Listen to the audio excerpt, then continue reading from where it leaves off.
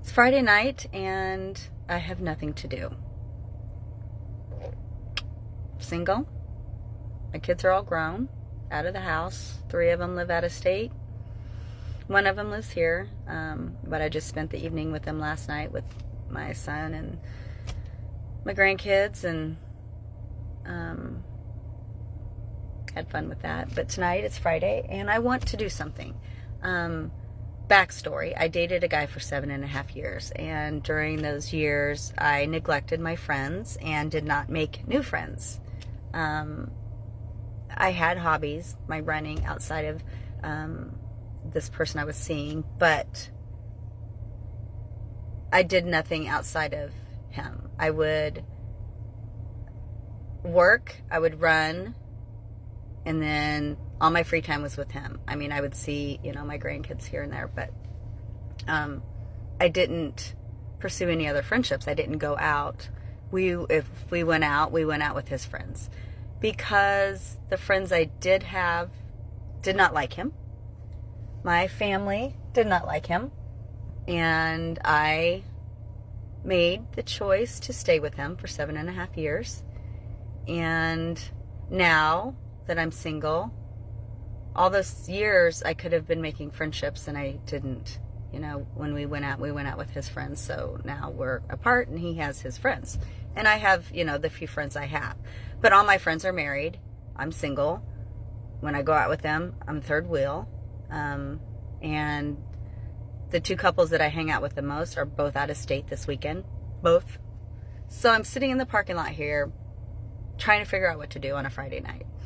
I can do anything by myself. I'm very comfortable doing anything by myself. I can go sit at a bar by myself. I can go sit at a restaurant by myself. I can go to a movie by myself.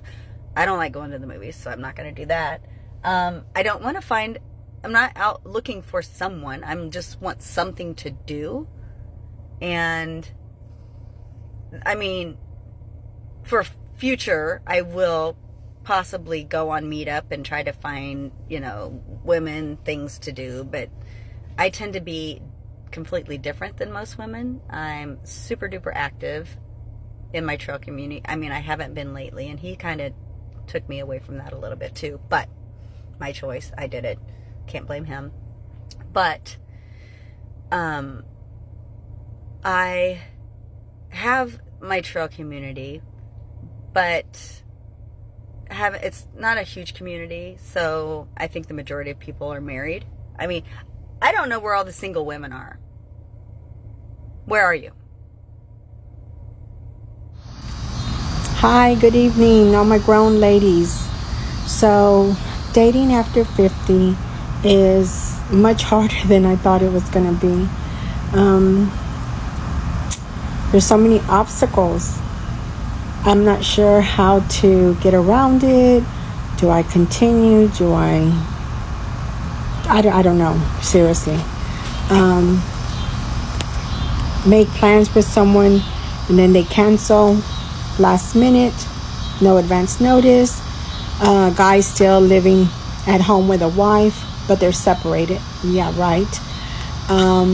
Living at home with their mom. Unemployed due to COVID, of course.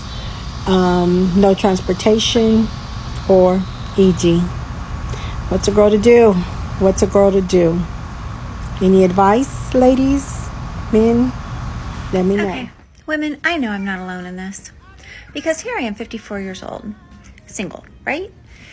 And yeah, we all have the tools in our drawers, but you drink, you get horny. You smoke weed, you get horny. And then yeah, you could go hook up with some guy, but then you really want the connection because it's so much better. And even sober sex is so much better than being drunk.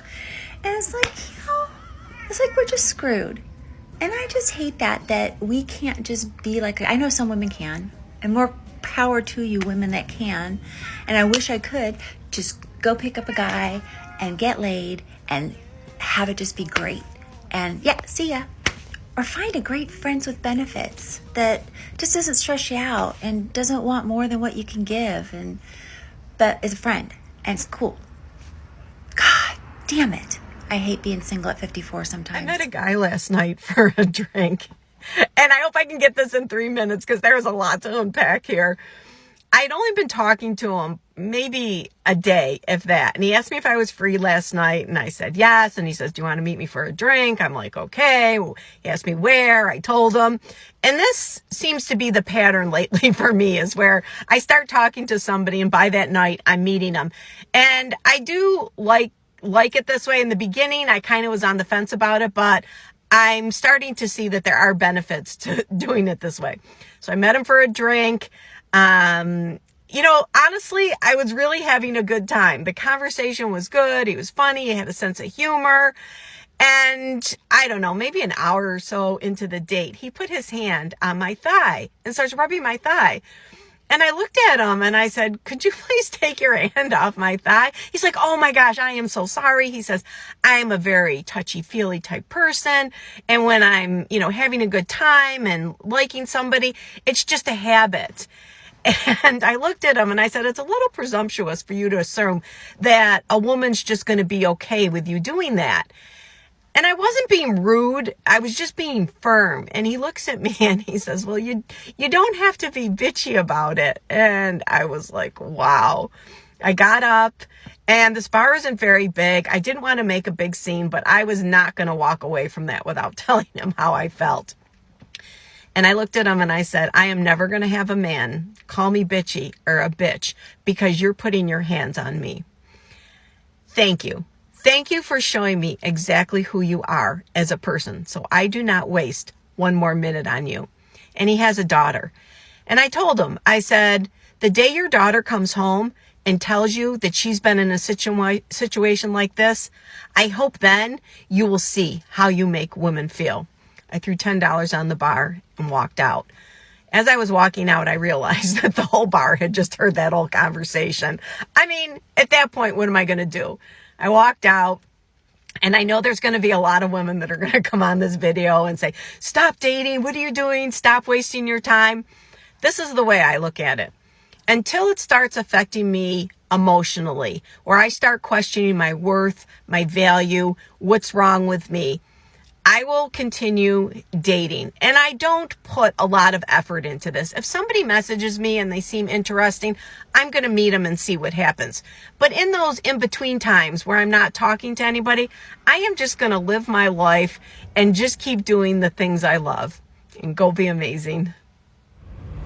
So when people say they're on the market at 53, I'm more likely on the clearance rack than anything else. Hi everyone, here is part 1 of dating in your 50s. So it's probably one of the most difficult things I think going. Dating in your 50s on these, dating sites and apps is like trying to figure out the friggin' Rubik's Cube from the 80s. It's impossible. It's impossible and it's frustrating. And I just want to take the phone and slam it up against the wall. I don't get it.